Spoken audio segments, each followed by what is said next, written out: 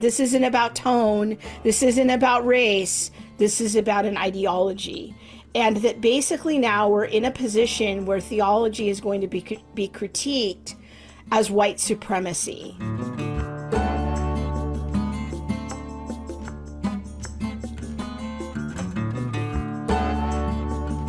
What in the world is happening with Kevin DeYoung? You can go on Facebook on the Center for Biblical Unity, and I have a whole timeline there of everything I'm going to explain with links to all the primary source material. The thing with Kevin DeYoung is that he's a super likable guy. He's not really a controversial type of guy. So in April of this year, a guy named Kwon and Greg Thompson published a book called Reparations. And it's a pretty, I would call it critical race theory influenced book, and liberation with a dash of liberation theology. And I haven't read the book, but from what I've read about the book on reviews and in Amazon, it's pretty clear that that's their come from as the authors. That was published in April 2021.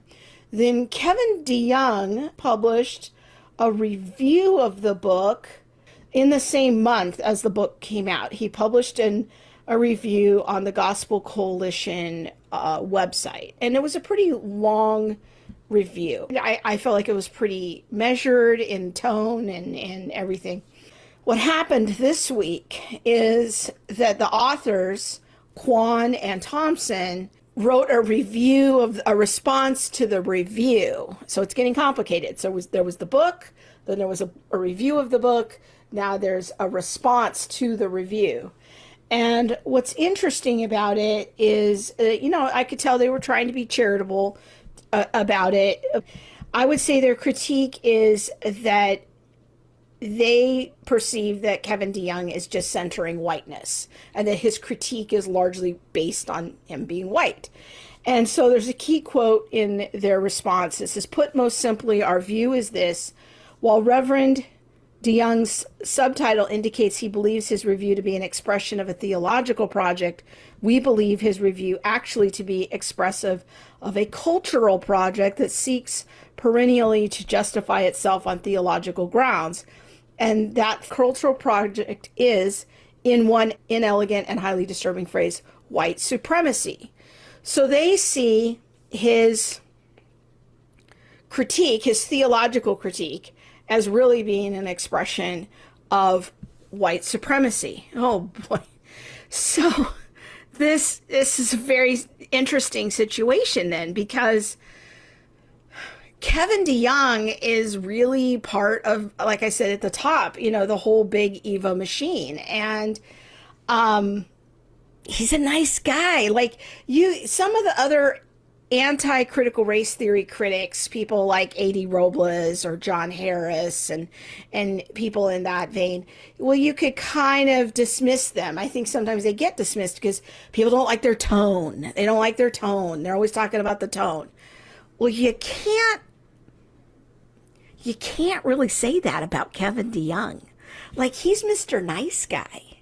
And so I think what this begins to surface, and I'm hoping that people will begin to understand, is that this is actually not a conversation about race or about tone.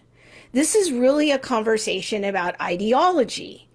And this is what we have to understand, is that people think that this is a conversation about race.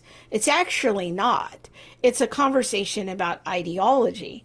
And so when people say, well, I don't like this critic's tone, and then they try to scapegoat the person because of their tone, well, that's interesting, and we can have that conversation. But really, at the end of the day, they just don't like what the person is saying. And the tone is kind of, irrelevant, in my opinion. And I think there's a biblical case for using a harsh tone. There's a biblical case for engaging someone with gentleness and respect.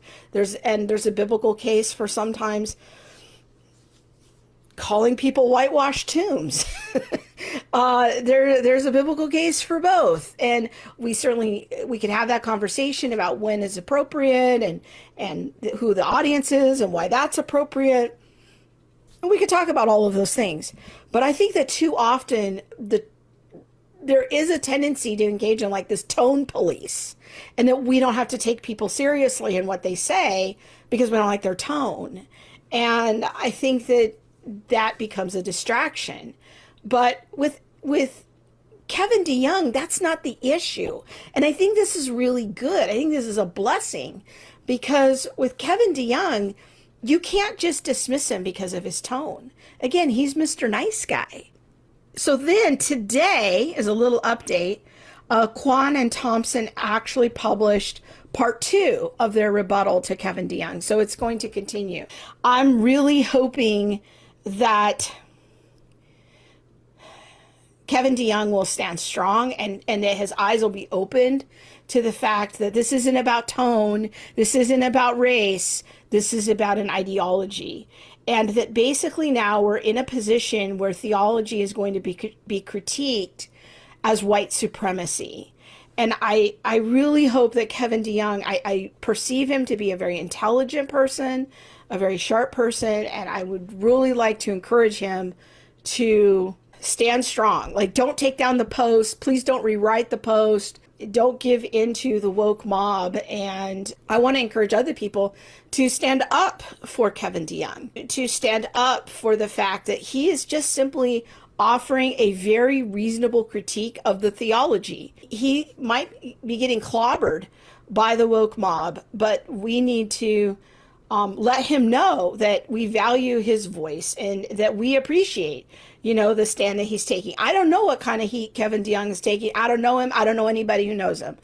But I imagine, because he is more of a high profile person and he is part of the Gospel Coalition and he has been platformed on a lot of big Eva type stages, that he's probably getting some strong pushback behind the scenes, if not even in public, to make alterations. And I just want to encourage all of us to, if you're on Twitter, like, tag him, give him a word of encouragement, and just let him know, like, not to fold, And yeah, Meg, I agree with you.